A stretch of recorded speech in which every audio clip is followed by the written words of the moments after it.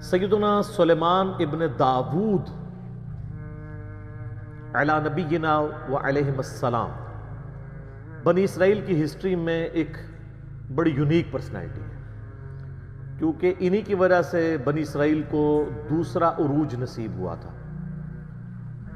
جس کے بعد ٹیمپل آف سلیمان یعنی ہیکل سلیمانی تعمیر ہوا یروشلم میں، جسے ایلیا بھی کہا جاتا ہے، بیت المقدس بھی کہا جاتا ہے، یروشلم بھی۔ اور وہ ہیکل سلیمانی 70 عیسوی میں سیدنا عیسیٰ علیہ نبینا علیہ الصلوۃ والسلام کے رفع سماوی کے آلموسٹ 35 سال کے بعد ٹائٹس نے حملہ کر کے تباہ و برباد کر دیا تھا۔ صرف اس کی ایک دیوار اس وقت باقی ہے، جسے ویلنگ وال کہتے ہیں، دیوار گریہ، جو آپ اکثر ویڈیوز میں دیکھتے ہیں کہ یہودی یوں تورات پکڑ کے اس کے سامنے یوں پڑھ رہے ہوتے ہیں، اس ایک دیوار کے سامنے۔ اور یہ ہیکل سلیمانی کی وہ بچ جانے والی دیوار ہے، اور ظاہر ہے کہ ان کی یہ خواہش ہے کہ ہم دوبارہ سے اس ہیکل کو تعمیر کریں، اور ان کا یہ دعویٰ ہے کہ یہ بیت المقدس میں جو مسلمانوں نے بعد میں مسجد اقصیٰ بنا لی تھی، اس کے نیچے جو ہے وہ ہمارا تابوت سکینہ بھی دفن ہو گیا ہے، اس کے لیے بھی وہ سازشیں کرتے رہتے ہیں۔ تابوت سکینہ کے اوپر میری ویڈیو الگ سے ریکارڈڈ موجود ہے، وہ آپ دیکھ سکتے ہیں۔ بال سلیمان علیہ السلام ایک بڑی یونیک پرسنالٹی ہے بنی اسرائیل کی ہسٹری میں، اور قرآن حکیم میں بھی سلیمان علیہ السلام کا ذکر بارہا مختلف جگہوں پہ ہوا ہے۔ آ چکے یہ تخت بلقیس والا واقعہ، اس لیے میں اس کے اوپر ایمفسائز کروں گا، لیکن میں صرف کراس ریفرنس کے طور پہ آپ کو بتا دوں کہ سورہ سبا کے اندر سلیمان علیہ السلام کا ذکر آیا، کیونکہ قوم سبا کا ایک واقعہ ہے ملکہ بلقیس والا جو سورۃ النمل میں موجود ہے۔ سورہ سبا کے اندر ذکر آیا کہ ہم نے سلیمان علیہ السلام کے لیے ہوا کو مسخر کر دیا تھا۔ ان کی صبح کی منزل 1 مہینے کے برابر ہوتی تھی، اور شام کی منزل 1 مہینے کے برابر، یعنی وہ اپنے تخت سمیت ہوا پہ اڑتے تھے۔ 1 مہینے کی مسافت وہ ایک صبح میں طے کر لیتے تھے، اور ایک شام میں وہ 1 مہینے کی مسافت طے کر لیا کرتے تھے۔ اور اسی میں ذکر ہے کہ جنات کو مسخر کیا تھا اللہ نے ان کے لیے، ان کے حکم سے وہ قلعے بناتے تھے، مجسمے بناتے تھے، اور مختلف قسم کی تعمیرات کروایا کرتے تھے۔ اور پھر اسی سورہ سبا کے اندر ذکر موجود ہے کہ ایک تعمیر کے دوران ہی، ابھی تعمیر مکمل ہونا رہتی تھی، سلیمان علیہ السلام کی موت کا وقت قریب آ گیا، تو وہ ایک لاٹھی کے سہارے کھڑے ہو گئے، قرآن پاک میں آتا ہے سورہ سبا کے اندر، اور اسی حالت میں اللہ تعالیٰ نے ان کی روح قبض کر لی۔ اب چونکہ وہ ایک بیلنس فارم میں لاٹھی کو سہارا لیے ہوئے بیٹھے تھے، کرسی پہ بیٹھے ہوئے ہوں گے یوں کر کے، تو ان کا جسم یوں ہی رہا، کافی عرصے تک وہ رہا، اور اتنا زیادہ عرصہ کہ قرآن پاک میں آتا ہے کہ دیمک جو کیڑا ہے اس نے اس لاٹھی کو چاٹا، تو ظاہرہ دیمک ایک دن میں تو نہیں چاٹتی، اور حتیٰ کہ وہ جب سارا چاٹ لیا تو وہ لاٹھی ٹوٹ گئی، تو حضرت سلیمان علیہ السلام کا جسم زمین پہ آ گیا۔ تو اس وقت جنات کو پتہ چلا کہ یہ تو فوت ہو چکے ہیں کب سے، تو اللہ تعالیٰ نے اس پہ ورڈکٹ دی ہے کہ اگر جنات غیب کا علم جانتے ہوتے تو اتنی مشقت میں نہ پڑتے۔ تو یہ اللہ تعالیٰ نے عقیدے کی بھی اصلاح کی ہے۔ دوسرا اس سے یہ بھی عقیدہ پتہ چلا کہ انبیاء کے جسموں کو اللہ تعالیٰ اسپیشل پروٹیکشن دیتا ہے مرنے کے بعد میں۔ احادیث تو بہت موجود ہیں، لیکن جو لوگ منکرین حدیث ہیں وہ کہتے ہیں قرآن سے ثابت کریں کہ انبیاء کے جسم سلامت رہتے ہیں، تو سر یہاں سے ثابت ہوتا ہے۔ اور تیسری بات یہ بھی پتہ چلی کہ اللہ تبارک و تعالی جو ہے وہ اپنے بندوں کے عقیدوں کی اصلاح کے لیے اس طرح کے واقعات کرتا ہے تاکہ وہ اس سے عبرت پکڑے۔ اس کے باوجود اگر کوئی عبرت نہ پکڑے تو اس کی اپنی بدبختی ہے، اور وہ یہ عقیدہ رکھے کہ اللہ کے سوا کوئی اور بھی غیب جانتا ہے۔ غیبی خبر علیحدہ چیز ہے، وہ صرف انبیاء کے پاس آتی ہے۔ اور چوتھی بات یہ بھی ہے کہ حضرت سلیمان علیہ السلام کا جسم جب زمین پہ آیا تو کوئی ان کی گستاخی نہیں ہوگی۔ یہ ہوتے ہیں نا تو یہ کہتے ہیں نہیں، وہ اچانک فرشتے نمودار ہوئے، انہوں نے اپنی ہتھیلیوں پہ لے لیا جسم، تو ایسے تو نہیں ہوا۔ تو کئی ایک رزلٹ نکلتے ہیں، تھوڑا سا تفکر کرنے سے پتہ چل جاتا ہے۔ اچھا، سورہ سعد کے اندر 99 دمیوں کا ذکر ہے، ایک واقعہ حضرت سلیمان علیہ السلام اور ان کے والد داؤد علیہ السلام کا، اس پہ میرا الگ سے کلپ ریکارڈڈ موجود ہے، وہاں پہ بھی ڈیٹیل سے ان دو باپ بیٹا کا ذکر آیا ہے، اور اللہ تعالیٰ نے فرمایا ہم نے ان کو حکمت دی تھی، جنات پہ ان کی حکومت تھی، ان کے حکم سے وہ بڑی بڑی عمارتیں بھی تعمیر کرتے تھے اور سمندروں میں غوطے لگا کے چیزیں بھی نکالتے تھے جنات، یعنی اللہ تعالیٰ نے ان کے لیے مسخر کر دیا تھا۔ پھر سورۃ البقرہ میں بھی اللہ تعالیٰ نے سلیمان علیہ السلام کے دور کا ذکر کیا کہ شیاطین کا انٹریکشن عوام الناس سے بہت زیادہ بڑھ گیا تھا جنات کا اس دور کے اندر، اور اسی دور کے اندر سورۃ البقرہ میں آتا ہے کہ ہاروت اور ماروت دو فرشتے تھے جو اللہ تعالیٰ کی طرف سے آزمائش کے طور پہ نازل ہوئے،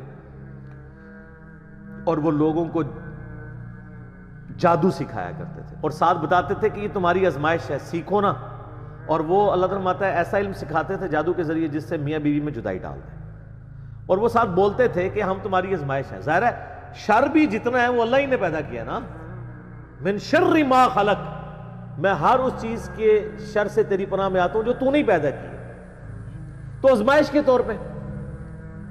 اور وہ ہاروت اور ماروت کا پھر اکثر لوگ پوچھتے ہیں وہ ہاروت اور ماروت الٹے لٹکے ہوئے ہیں، یہ ہو گیا، وہ فرشتے تھے میرے بھائی، فرشتے اللہ کے حکم کی نافرمانی نہیں کرتے، وہ کہتے ہیں کسی عورت پہ وہ عاشق ہو گئے تھے اور یہ سب کچھ جھوٹے واقعات ہیں، فرشتے کبھی بھی رائے راستے نہیں ہٹتے۔ قرآن پاک میں جا بجا یہ چیز آئی ہے کہ فرشتے تو سورہ التحریم کے اندر بھی آیا کہ وہی کام کرتے ہیں جو اللہ ان کو حکم دیتا ہے، اس کی سرتابی کر ہی نہیں سکتے۔ ابلیس نے اس لیے کی کہ کان من الجن ففسق عن امر ربی، وہ جنوں میں سے تھا، سورۃ الکہف کی آیت نمبر 50 میں آتا ہے، اس لیے اس نے اپنے رب کی نافرمانی کی، اس نے حضرت آدم علیہ السلام کو سجدہ نہیں کیا، باقی سب فرشتوں نے کیا تھا۔ تو یہ آپ کو سورۃ البقرہ میں اس حوالے سے بھی ڈیٹیل مل جائے گی۔ رہا تخت بلقیس والا واقعہ، یہ سورۃ النمل میں بڑی ڈیٹیل کے ساتھ اللہ تعالیٰ نے حضرت سلیمان علیہ السلام کی زندگی کے چند واقعات کو ذکر کیا ہے 30 آیات کے اندر، آیت نمبر 15 سے لے کے 44 تک مسلسل 30 آیات میں سلیمان علیہ السلام کا اللہ تعالیٰ نے ذکر خیر کیا ہے۔ سٹارٹ اسی سے لیا ہے کہ وہ اپنے امتیوں سے کہتے ہیں کہ دیکھو اللہ تعالیٰ نے ہمیں کثیر مخلوق پہ فضیلت دی ہے، ہمیں جانوروں کی بولیاں سکھا دی ہیں، جنات کو، ہواؤں کو، پرندوں کو ہمارے لیے مسخر کر دی ہے، اللہ تعالیٰ نے ساری قدرت دی ہوئی تھی۔ اور وہیں پر یہ بھی ذکر آتا ہے کہ ان کی فوج کے لشکروں میں تمام جن، انسان اور جاندار جتنے بھی ہیں ان میں سے ہر ایک کی ان کی علیحدہ فوج تھی، جس طرح آج کل آپ کہتے ہیں نا یعنی ایئر فورس، آرمی، نیوی، ان کے پاس نیوی کے لیے بھی جنات موجود تھے، ایئر فورس سارے پرندے ان کے حکم پہ مسخر تھے، ہوا ان کے حکم سے چلتی تھی، اور انسان بھی موجود تھے۔ اور پھر اسی میں ذکر آتا ہے جس کی وجہ سے سورت کا نام ہی سورہ النمل ہے، نمل عربی میں کہتے ہیں چیونٹی کو۔ وہ اپنے لشکر کے سمیت گزر رہے تھے تو چند چیونٹیاں تھیں، ان کی ملکہ ان کو کہتی ہے، قرآن نے اس کا قول نقل کیا ہے کہ سلیمان علیہ السلام اپنے لشکر سمیت آ رہے ہیں، کہیں ایسا نہ ہو بے خبری میں وہ ہمیں پاؤں کے نیچے کچل دیں۔ تو پھر وہ چیونٹی باقی چیونٹیوں کو کہتی ہے کہ تم لوگ اپنے بلوں میں چلی جاؤ، یعنی چیونٹیوں کا یہ عقیدہ تھا کہ حضرت سلیمان علیہ السلام اور ان کے جتنے صحابہ ہیں ان کو علم غیب کوئی نہیں ہے، کیونکہ تبھی تو کچل دیں گے نا، الا یہ کہ اللہ ان کو بتا دے۔ اچھا، آپ بزرگوں کے علم غیب لے کے بیٹھے ہیں، تو اس میں اللہ تعالیٰ نے سلیمان علیہ السلام کو اس چیونٹی کی بات سنوا دی، تو سلیمان علیہ السلام اس پر مسکرائے، اور مسکرا کے یہ نہیں کہا کہ مجھے علم غیب ہے، کہا کہ اللہ کا شکر ہے کہ اللہ تعالیٰ نے یعنی مجھے یہ کوالٹی دی ہے کہ اللہ تعالیٰ نے اس چیونٹی کی بات مجھے سنوا دی ہے۔ ہر جگہ آپ کو سلیمان علیہ السلام کا کریکٹر نظر آئے گا گاڈ اورینٹڈ۔ ویسے یہودیوں میں ایک گروہ ایسا بھی ہے جو سلیمان علیہ السلام سے سخت نفرت کرتا ہے، اور بڑے بڑے ان کے اوپر سکینڈل بھی بنائے ہوئے انہوں نے، کیونکہ سلیمان علیہ السلام بڑے کٹر قسم کے موحد تھے، تو توحید و ہضم نہیں ہوتی نا۔ ہر جگہ آپ کو نظر آئے گا سلیمان علیہ السلام جب بھی کوئی کام ہوتا ہے نا، اپنے تو کسی کمال کا ذکر ہی نہیں کرتے، وہ کہتے ہیں یہ اللہ نے مجھے آزمایا ہے، اللہ نے مجھے دیا ہے تاکہ میں اللہ کا شکر ادا کروں، اللہ مجھے جانچ رہا ہے کہ میں نے، وہ تو سینٹرڈ اراؤنڈ گاڈ، اور یہی ایک موحد کی نشانی ہوتی ہے۔ اور وقت کا پیغمبر تو امام الموحدین ہوتا ہے نا، تمام موحدین کا امام ہوتا ہے۔ تو وہ چیونٹی جو ہے نا اس کی گفتگو حضرت سلیمان علیہ السلام سن کے مسکراتے ہیں اور پھر اللہ تعالیٰ کا شکر ادا کرتے ہیں کہ مجھے اللہ نے یہ کوالٹی دی ہے۔ اس کے بعد پھر ذکر آتا ہے کہ اسی دعا میں وہ کہتے ہیں کہ اے اللہ مجھے بخش دے، مجھے اپنی رحمت سے اپنے نیک بندوں میں داخل فرما، اور یہ جو تو نے مجھے اس طرح کی نعمتیں دی ہیں تو مجھے اس قابل بنا کہ میں تیری نعمتوں کا شکر ادا کرتا ہوں۔ اور یہاں کہتے ہیں بزرگوں کا کمال ہے، فلاں کی نگاہ کرم، حالانکہ وہ کہہ سکتے تھے میرے ابا جی دیاں دعاواں نے، انہوں دا فیض ہے، میں انہوں دا ہی مرید ہوں نا۔ ابا وہ ہے بھی تھا، داؤد علیہ السلام پیغمبر تھے، سب کچھ گاڈ ریلیٹڈ۔ ایک پیغمبر کا باپ بھی پیغمبر ہے تو وہ اپنی کسی کوالٹی کو اپنے پیر کی طرف منسوب نہیں کر رہا، جو واقعی جینون پیر ہے اللہ کی طرف منسوب کر رہا۔ اسی لیے تو آپ کو کہا جاتا ہے نا کہ آپ قرآن میں ڈائریکٹ نہیں پڑھنا، آپ گمراہ ہو سکتے ہیں، کیونکہ آپ یہ سوچیں گے نا۔ تو اس لیے تو ہم کہتے ہیں مرنے سے پہلے اے مسلمان کر لے اس پہ غور، کتابوں کا خدا اور ہے، بابوں کا خدا اور جب تم غور کر لو اس کے بعد ایک بار یہ بھی کہنا ہے کہ نہ میں وہابی نہ میں بابی، میں ہوں مسلم علمی کتاب، نہ ہم سو کالڈ وہابی ہیں، کوئی علمی بات کرے تو اس کو کہتے ہیں یہ وہابی ہے، اور نہ ہم بابوں کا دفاع کرنے والے بابی ہیں، ہم علمی کتابی مسلم ہیں الحمدللہ۔ اچھا وہ سورہ نمل میں پھر آگے چلتا ہے کہ حضرت سلیمان علیہ السلام اپنے دربار میں بیٹھے ہوتے ہیں، اب سارے ان کے کمانڈر حاضر ہیں، جنوں کا کمانڈر بھی ہے، اسی طریقے سے انسانوں کے کمانڈر بھی، سارے ان کے سردار وہاں پہ جمع ہیں۔ تو جو ان کی ایئر فورس کا کمانڈر تھا نا وہ ہدہد تھا، ہدہد ایک پرندہ ہے جس کی بڑی خوبصورت سی کلگی ہوتی ہے، جیسے مرغے کی ہوتی ہے، اور بڑا ایکسٹرا آرڈنری پرندہ ہے۔ آپ جا کے گوگل پہ سرچ کریں، یوٹیوب پہ اس کی ویڈیوز دیکھیں کہ اللہ نے اس کو کیا صلاحیتیں دی ہوئی ہیں۔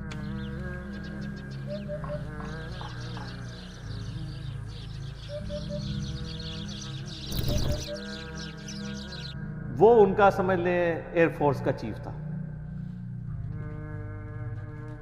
تو آپ نے فرمایا وہ کدھر غائب ہے، اور پھر ساتھ فرمایا کہ وہ اپنی غیر حاضری کی کوئی جسٹیفیکیشن مجھے پیش کرے، اور اگر اس نے کوئی ایسی جسٹیفیکیشن نہ پیش کی کہ وہ میرے دربار سے غائب کیوں ہے تو میں اسے سزا دوں گا یا میں اسے ذبح کروں گا۔ بس یہ آپ ورڈک بولتے ہیں تو تھوڑی دیر بعد ہدہد آ جاتا ہے اور وہ اپنی جسٹیفیکیشن پیش کرتا ہے۔ اب ظاہر ہے وہ میں نے بتایا کہ سورہ نمل میں ہی آتا ہے کہ اللہ تعالیٰ نے جانوروں کی بولیاں سکھا دی تھیں، تو حضرت سلیمان علیہ السلام مجھ سے پوچھتے ہیں کہ بتاؤ سر پھر ہدہد دیکھیں کڈا پکا مواحد سی۔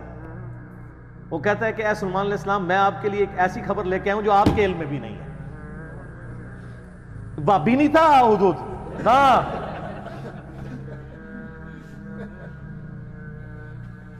اچھا سلیمان علیہ السلام نے کہا کیا خبر لے کے آیا ہوں؟ ان کا میں ایک ایسی قوم کے پاس سے آیا ہوں کہ جن کی حکمران ایک ملکہ ہے، عورت، اور اس کا بہت بڑا ایک عرش یعنی اس کا تخت ہے جس پہ وہ بیٹھتی ہے۔ اب وہ آپ کو نا ویسے کھنڈرات بھی اس کے مل چکے، میں ایک پکچر ہمیں ملی، انشاءاللہ ہم اس میں اٹیچ بھی کریں گے۔ آلموسٹ سمجھ لیں وہ کوئی آج کے دور کے اعتبار سے آپ دیکھ لیں کوئی 50 فٹ چوڑا اور لمبائی میں تقریباً 100 فٹ اور اونچائی میں بھی تقریباً 50 فٹ کے برابر، مختلف اقوال ملتے ہیں۔ یعنی اچھا خاصا بڑا اس کا تخت تھا جس پہ اس کے سارے وہ سردار ارد گرد بیٹھتے تھے، اور وہ پتھر کا بنا ہوا بڑا سا۔ ان کا میں نے ایک عورت دیکھی ہے، تو وہ آپ کے علم میں نہیں ہے کہ وہ حکومت کر رہی ہے ان پہ، اور بڑا اس کا ایک تخت ہے، اس کے کئی سردار ہیں، اور شیطان نے ان کے برے اعمال ان کی نظر میں سنوار دیے ہیں۔ وہ اللہ کو چھوڑ کے سورج کی پوجا کرتے ہیں۔ سر ایک ہدہد کو بھی ٹینشن ہے شرک کی، آپ ذرا یہ دیکھیں۔ اسی لیے اللہ تعالیٰ نے فرمایا نا کہ قریب ہے کہ آسمان پھٹ پڑے اور زمین شک ہو جائے اور پہاڑ ریزہ ریزہ ہو جائے۔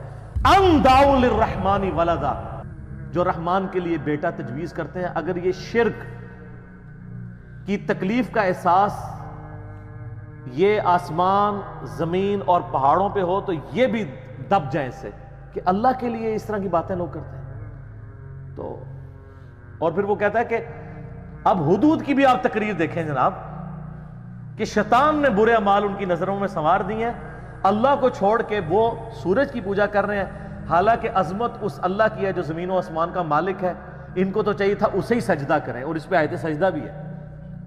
اللہ اکبر، سبحان الملک المقدوس رب الملائکۃ۔ تو اب حضرت سلیمان علیہ السلام چونکہ توحید کے امام ہیں، دنیا پہ اللہ تعالیٰ کے ریپرزنٹیٹیو ہیں، جب وہ یہ بات سنتے ہیں نا تو وہ کہتے ہیں میں تیری اس بات کی تصدیق کروں گا کہ تو سچ کہہ رہا ہے یا جھوٹا بہانا تو نہیں کہیں کر رہا تو، ورنہ تو حضرت سلیمان علیہ السلام کہتے ہیں کہ ہاں مجھے تو پہلے علم غیب اللہ تعالیٰ نے دیا ہوا ہے، میں تو اتنی دوروں میں دیکھ سکتا ہوں، وہ تو اللہ دکھائے گا تو دیکھیں گے نا۔ تو حضرت سلیمان علیہ السلام نے ایک خط لکھا اور اس ہدہد کو کہا، اچھا یہ کوئی سٹوری نہیں ہے جو آپ کے علماء بیان کر رہے ہوتے ہیں، یہ ورڈ بائی ورڈ سورہ النمل آیت نمبر جو ہے وہ 15 سے لے کے 44 تک 30 آیات ہے۔ جو چیز ان آیات سے ہٹ کے آئے گی میں اس کو مینشن بھی کر دوں گا۔ تو وہ خط لکھ کے دیتے ہیں کہ یہ خط لے جاؤ اور جا کے ملکہ جو ادھر کیا ہے، ملکہ بلقیس جو ہے یہ اسرائیلی روایتوں میں آتا ہے، قرآن میں صرف ایک عورت کا ذکر ہے کہ جو حکومت کرتی تھی، اور خط اس کو دے کے پھر دیکھنا اس کا کیا جواب دیتے ہیں۔ ہدہد جناب لے کے خط پہنچا ہے اور جا کے اب ہدہد ایک خط لے کے آ رہا ہو اور ملکہ کے وہ جا کے بیڈ روم میں سیدھا جا کے لینڈ کرتا ہے، کوئی سیکیورٹی گارڈ کوئی کچھ نہیں روک سکتا، وہ کھڑکی سے آ کے اس میں لینڈ کر کے سامنے لا کے اس کے خط پھینکتا ہے۔ تو حضرت سلیمان علیہ السلام کا خط وہ کھولتی ہے تو وہ اس خط میں تو 2 ٹوک جملے لکھے ہوتے ہیں، انہ من سلیمان و انہ بسم اللہ الرحمن الرحیم، اور تم سر تسلیم خم کر کے فوراً میرے پاس حاضر ہو جاؤ۔ بس یہ 2 لائنوں کا ایک جملہ ہوتا ہے۔ جب وہ اپنے سرداروں سے مشورہ کرتی ہے تو وہ کہتی ہے میرے پاس ایک معزز خط آیا ہے، اور یہ معزز خط سلیمان کی جانب سے ہے، انہو من سلیمان، سورہ النمل آیت نمبر 30، یہ واحد مقام ہے جہاں سورت کے اندر بسم اللہ شریف آئی ہے۔ ایک عزت والا خط آیا ہے، عزت والا وہ اس لیے کہتی ہے وہ اس کو پتہ چل گیا کہ غیر معمولی بندہ ہے کہ ہدہد جس کا خط لے کے آ رہا ہے میرے پاس، تو ظاہر ہے یہ کوالٹی تو اس کے پاس نہیں تھی کہ یہ کوئی کتنا بڑا بادشاہ ہے کہ جس کو اللہ نے یہ حکومت دی ہے کہ جانوروں پہ بھی اس کی حکومت ہے۔ تو وہ کہتی ہے کہ ایک معزز خط میرے پاس آیا ہے جو سلیمان کی جانب سے ہے اور وہ اللہ کے نام سے شروع ہو رہا ہے۔ اس سے یہ سنت ٹھہری کہ جب آپ کوئی خط لکھیں کسی کو تو بسم اللہ سے اس کا آغاز کریں، اور اس میں یہ ہے کہ سر تسلیم خم کرو اور میرے پاس حاضر ہو جاؤ۔ تو وہ اپنے سرداروں سے کہتی ہے کہ میں تمہیں پتہ ہے کہ میں کوئی کام اس وقت تک نہیں کرتی جب تک کہ میں مشورہ نہ کر لوں، ہر معاملے میں تم سے میں مشورہ کرتی ہوں۔ قوم سبا کی وہ ملکہ تھی، تو مجھے بتاؤ تم مجھے کیا مشورہ دیتی؟ تو سردار تو آپ کو پتہ ہے جو ان کی تو ایک خاص جنگجو نیچر ہوتی ہے، انہوں نے کہا ہم تو بڑے طاقتور ہیں، بڑے زور آور ہیں، ہم ہر طرح کے بادشاہ کا مقابلہ کر سکتے ہیں، آپ ہمیں حکم دیں دیکھی جائے گی۔ لیکن وہ تو سمجھدار ہوتی ہے، جس میں مجھے بھی آگے لوگ پھونک چڑھا رہے ہوتے ہیں، لیکن جو بندہ ڈرائیونگ سیٹ پہ بیٹھا ہوتا ہے اس کو پتہ ہوتا ہے کہ کام کو کس حکمت سے لے کے چلنا ہے۔ تو وہ ملکہ کہتی ہے کہ اس کو تو اندازہ ہو گیا کہ یہ کوئی عام بندہ نہیں ہے، ان کی ساری پھوپھا نکال دے گا وہ۔ تو وہ کہتے ہیں کہ وہ ملکہ آگے کہتی ہے، اس کے الفاظ اللہ تعالیٰ نے نقل کیے، وہ کہتی ہے کہ یاد رکھنا بادشاہ جب کسی ملک میں داخل ہوتے ہیں نا تو وہاں کے شرفاء کو ذلیل کر دیتے ہیں، تو یعنی یہ جو ہمارے پاس ملک ہے یہ بھی ہمارا چھن جائے گا، ہم میں یہ طاقت نہیں کہ ہم اس شخص کا مقابلہ کر سکیں۔ یہاں پہ بھی آپ دیکھ لیں انگریزوں نے یہی کیا نا، جب انگریز یہاں حکومت میں ہے نا سب سے زیادہ ذلیل انہوں نے کیا ہے خاندان مغلیہ کو، اس لیے کہ وہ یہاں پہ رولرز تھے، تو انہوں نے کہا پہلے تو جناب ان کو اتنا ذلیل کرو نا، کیونکہ ان کے اندر جراثیم موجود ہیں حکومت کرنے کے، ان کو تو ذلیل و خوار کرو۔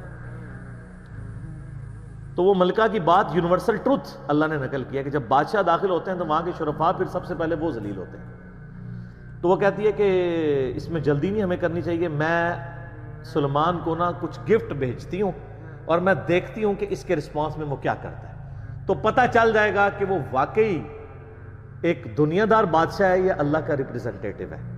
یہ اس نے چیک پوائنٹ رکھا کہ اگر دنیاوی بادشاہ ہوا تو دنیاوی بادشاہ پرانے زمانوں میں دوسرے ملکوں پہ کیوں حملہ کرتے تھے؟ تاکہ ان سے ان کی دولت ہتھیائیں۔ تو اگر ہم جزیہ دینے پہ آمادہ ہو جائیں اور سالانہ ہم ایک رقم مقرر کر لیں گے، اتنا آپ کو ٹیکس یا جزیہ دیا کریں گے تو وہ ٹل جائے گا. تو وہ بڑے زیادہ تحائف دے کے نا ایلچی روانہ کرتی ہے سلیمان علیہ السلام کے پاس. اور وہاں پہ سلیمان علیہ السلام کے پاس جب وہ ایلچی پہنچتے ہیں تو سلیمان علیہ السلام تو اسٹریٹ فارورڈ ان کو جواب دیتے ہیں کہ مجھے جو کچھ اللہ نے دیا ہے، تمہاری یہ دنیا کی حقیر دولت اس کے مقابلے میں کچھ نہیں ہے، مجھے تو اللہ نے کیا حکومت دی ہوئی ہے. ٹھیک ہے، تو بلکہ سورہ نمل میں اللہ تعالیٰ نے ان کی دعا بھی نقل کی ہے. سلیمان علیہ السلام کہتے ہیں اللہ مجھے ایسی حکومت دینا جو میرے بعد پھر کسی کو نہ ملے. اور انسانی تاریخ میں سلیمان علیہ السلام سے بڑا بادشاہ نہ ان سے پہلے کو گزرا ہے نہ بعد میں جس کو اس لیول کی اللہ تعالیٰ نے حکومت دی ہو. تو وہاں پہ جب ایلچی پہنچتے ہیں تو وہ ان کو اسٹریٹ فارورڈ جواب دیتے ہیں اور ان کو واپس کر دیتے ہیں کہ جاؤ اور اپنی ملکہ کو بتا دینا کہ اب ہم وہ لشکر لے کے آئیں گے جس کی تاب تمہارے لشکر نہیں رکھ سکتے، انتظار کرو ہمارا. تو وہاں سے چلے جاتے ہیں، وہ تو چلے جاتے ہیں اور سلیمان علیہ السلام کو پتا ہوتا ہے کہ وہ مطیع ہو کے ہی آئے گی، کیونکہ وہ سمجھ گئے ہوتے ہیں کہ اس نے یہ جو ڈیسیژن کیا ہے وہ کیوں کیا. اب یہ فاصلہ آلموسٹ 2000 کلومیٹر کا ہے. قوم سبا آباد تھی یمن میں اور حضرت سلیمان علیہ السلام یروشلم میں بیٹھے ہوئے تھے، بیت المقدس ایلیا شام کے اندر. آلموسٹ 2000 کلومیٹر کا یہ فاصلہ ہے. تو آپ سمجھ لیں یہ فاصلہ طے کرنے کے لیے بھی 40 سے 50 دن پیدل چاہیے. تو سلیمان علیہ السلام جب ان کو واپس کرتے ہیں، وہاں پہ جب واپس خط پہنچتا ہے تو ظاہر ہے ملکہ تو پہلے ہی اس کو سمجھ آ گئی ہوتی ہے کہ کوئی عام بندہ نہیں ہے. تو ملکہ یہ ڈیسائیڈ کرتی ہے کہ میں خود سلیمان کے پاس جاؤں گی، کیونکہ اس خط میں پہلے میں کیا لکھا تھا کہ مطیع ہو کے میرے پاس حاضر ہو.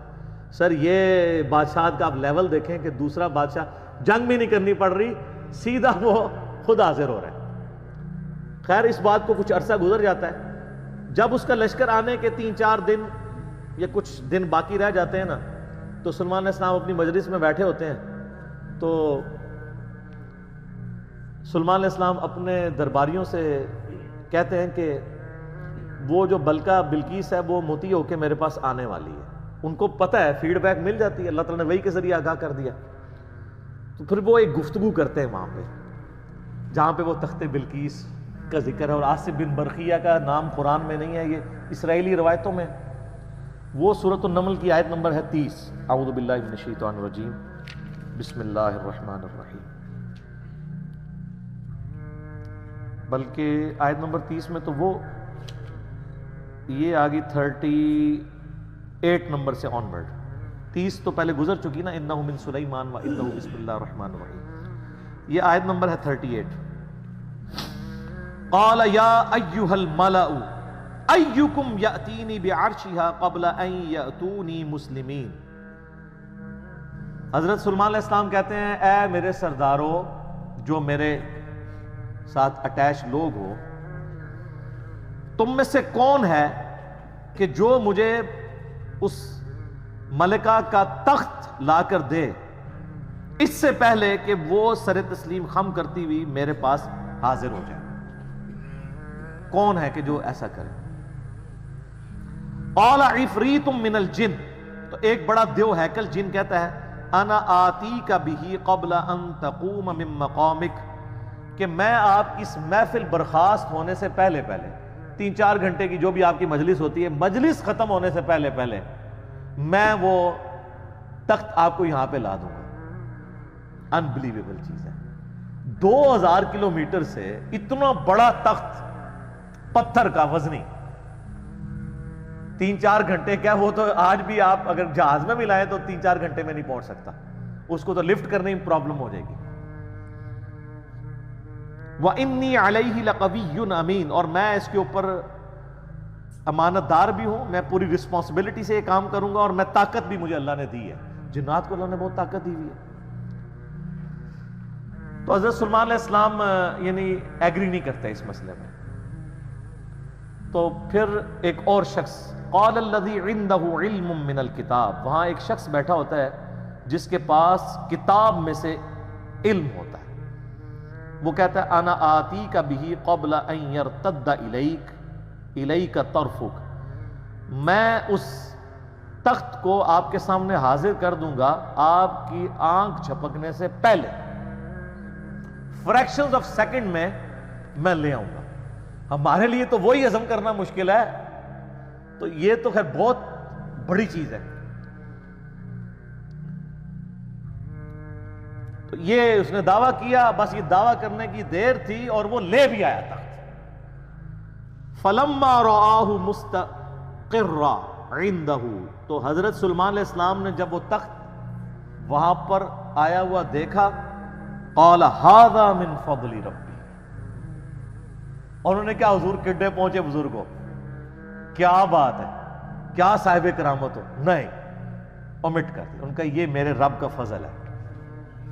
ہذا من فضل ربی، آپ لکھتے ہیں نگاہ مرشد سے، ماں باپ کی دعا سے، اور پیغمبر کا کہتا ہے ہذا من فضل ربی، یہ تو میرے رب کا فضل ہے۔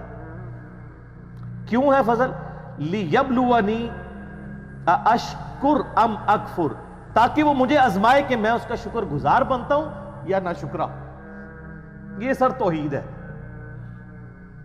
ومن شکر فانما یشکر لنفسہ، اور جو کوئی اللہ کا شکر کرے گا تو وہ بھی اپنے نفس کی خاطر ہی کر رہا ہوگا، اللہ کو کوئی پرواہ نہیں۔ ومن کفر، اور جو کوئی اللہ کی ناشکری کرے، فإن ربی غنی کریم، تو میرا رب تو غنی ہے، کریم ہے، اسے کسی کی پرواہ ہی نہیں ہے۔ ھذا من فضل ربی۔ اچھا، اس کے بعد پھر آتا ہے کہ وہ ملکہ جب آئی، حضرت سلیمان علیہ السلام نے کہا کہ نا اس تخت کی حیت بدل دو، ڈیزائننگ اس کی تھوڑی سی چینج کر دو، جو اس کے اوپر کوئی پھول بوٹے لگے ہوئے تھے تھوڑا سا اسے ٹیمپر کرو، اور میں دیکھوں گا کہ وہ پہچانتی ہے اپنے تخت کو نہیں کہ نہیں پہچانتی۔ تو وہ پھر ملکہ وہاں پہ آ پہنچتی ہے، تو سلیمان علیہ السلام اسے ریسیو کرتے ہیں اور کہتے ہیں اس تخت کے بارے میں تیرا کیا خیال ہے؟ تو وہ بڑی سمجھدار ہوتی ہے، تو وہ کہتی ہے یہ تو لگتا ہے کہ یہ میرے تخت ہی ہے، اس کی مثل مجھے لگ رہا ہے بلکہ شاید وہی ہے۔ تو یہ اس کی سمجھداری کا بھی ثبوت ہے کہ وہ اس کو ٹیمپرڈ فارم میں بھی پہچان لیتی ہے، اور یہ اس کو دوسرا میسج مل جاتا ہے انہوں نے کیا لڑنا ہے، اس نے کہاں سے لڑنا ہے۔ وہ تو یہ بھی نہیں تھی ایکسپیکٹ کر سکتی کہ 4 مہینے میں بھی کوئی اٹھا کے یہاں لا سکے، ابھی تو اس کو یہ پتہ ہی نہیں تھا، یہ تو ایسے آیا ہوا ہے، ٹھیک ہے۔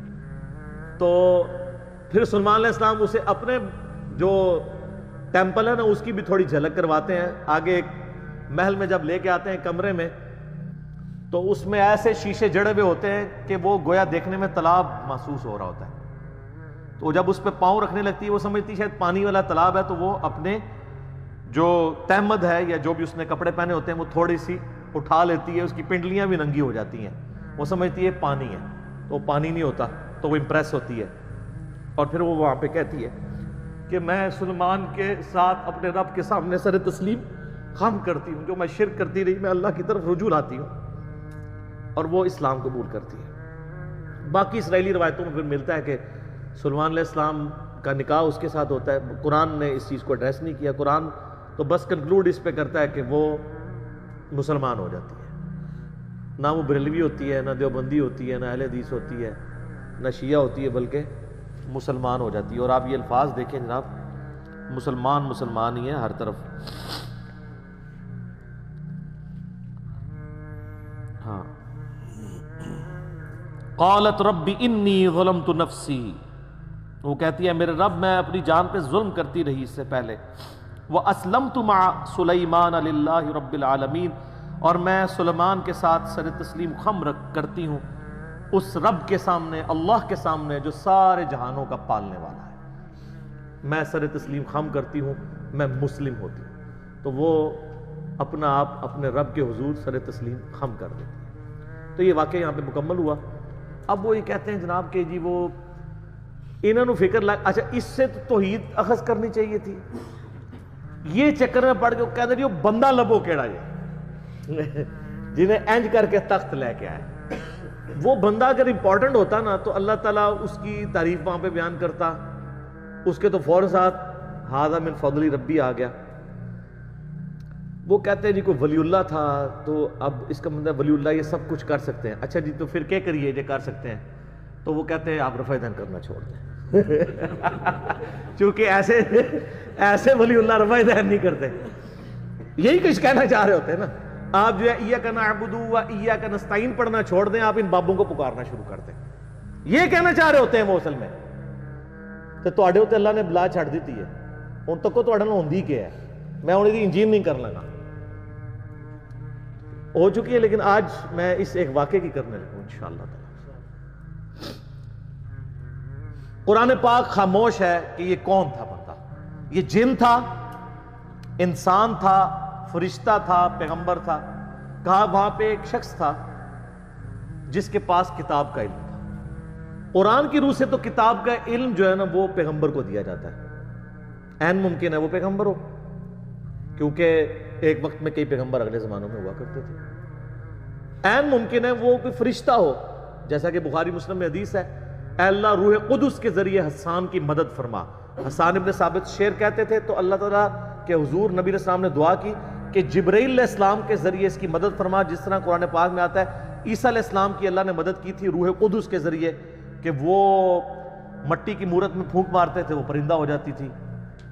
مادرزاد اندھے اور کوڑیوں پہ ہاتھ پھیرتے تھے تو اس کو شفا ہو جاتی تھی. روح قدس کے ذریعے حضرت عیسیٰ علیہ السلام کی مدد کی گئی. تو یہاں پہ بھی سلمان علیہ السلام کی مدد کسی فرشتے کے ذریعے کی گئی ہو, عین ممکن ہے. اور امام فخر الدین رازی المتوفا 606 ہجری, جنہیں صوفیاء بھی امام مانتے ہیں اور علماء کا طبقہ بھی امام مانتا ہے, انہوں نے بڑی ایک مشہور تفسیر لکھی, تفسیر کبیر. بڑی بڑی خرافات ہیں اس تفسیر میں, اچھی چیزیں بھی ہیں. وہ بضد ہے کہ یہ جو الفاظ ہیں نا کہ وہ شخص جس کے پاس کتاب کا علم تھا یہ خود حضرت سلیمان علیہ السلام ہی تھے. سلیمان علیہ السلام خود وہ تخت لے کر آئے اور ان کا ھذا من فضل ربی, دیکھو میں لے آیا ہوں یہ. اچھا اب ان ساروں کو مصیبت پڑ گئی ہوئی ہے, پوری تصوف کھڑی تھی اس موقع پہ, صوفیوں کے امام, اور ایسا امام جسے علماء بھی امام مانتے ہیں, وہ کہتے ہیں سلیمان علیہ السلام آپ لے کے آئے ہیں. اب اگر سلیمان علیہ السلام لے آتے ہیں تو ساری بابیں ختم. ٹھیک ہے, تو یہ میں نے علمی طور پہ بات کی, لیکن یہ ان کی جو تفسیر ہے یہ قرآن میں فٹ ان نہیں بیٹھتی. قرآن پاک اس معاملے کو اس سے زیادہ اہمیت نہیں دیتا کہ اللہ تعالیٰ کی قدرت کا اظہار ایک شخص سے ہوا جو حضرت سلیمان علیہ السلام کا درباری تھا, چاہے وہ جن تھا, فرشتہ تھا, یا کوئی پیغمبر تھا, انسان تھا, کوئی بھی تھا. اس کے بعد ہمیں رویہ بتایا گیا کہ ہم نے اللہ کی طرف رجوع لانا. یہ نہیں کہا گیا کہ اس سے آپ نے اپنے بزرگ بابے ثابت کرنے ہیں. یہ بالکل غلط ایٹیچیوڈ ہے, اور اس کے اوپر یہ ڈاکٹرن کھڑا کرنا کہ جی حضرت سلیمان علیہ السلام کے امتی کی اگر یہ شان ہے تو نبی علیہ السلام کے امتیوں کی شان اس سے زیادہ ہوگی. شان زیادہ ہونے کے لیے کمالات کا زیادہ ہونا ضروری نہیں ہوتا. قرآن تو شان کی بنیاد علم بتاتا ہے, اور اس کے بعد اگر آپ کی نسبت بھی ہے, جیسے نبی علیہ السلام کو اللہ نے اگلی امتوں پہ ان کی امت کو فضیلت دی ہے نبی علیہ السلام کی وجہ سے, کنتم خیر امت اخرجت للناس, اور نبیوں والا کام دیا ہے, تأمرون بالمعروف وتنہون عن المنکر وتؤمنون باللہ.